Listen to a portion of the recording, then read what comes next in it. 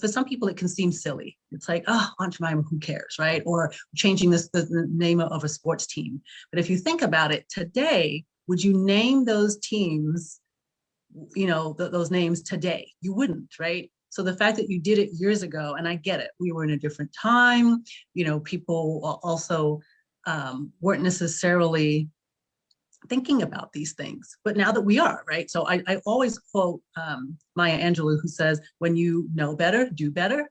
And so now we know better. We're not as ignorant as we once were. So now that we know better, we must do better. Yeah. You kind of, we have these long time, things that we've been used to, whether it's Aunt Jemima, whether it's, the Washington Redskins, people are attached to these things and they get kind of defensive about the change. I guess what's one way to kind of help, people embrace change and kind of move forward from some of these kind of unconscious biases? Yeah, I mean, you have to detach as you said, they're attached to it, right? And you really have to detach what's the word I'm looking for? You have this sort of this passion and this affinity for this thing, and we really have to start looking at more logic. I think that when we are fearful, I started trying to read Daniel Kahneman's Thinking Fast and Slow, right? And he talks about the fact that you have, really two ways of thinking.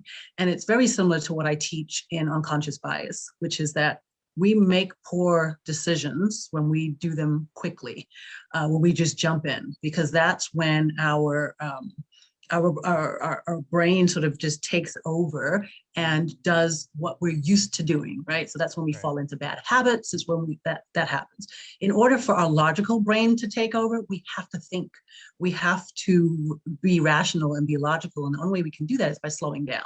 And so for people who are very tied to something, you really do have to stop and take a moment and ask yourself, what is it that I'm actually upset about here?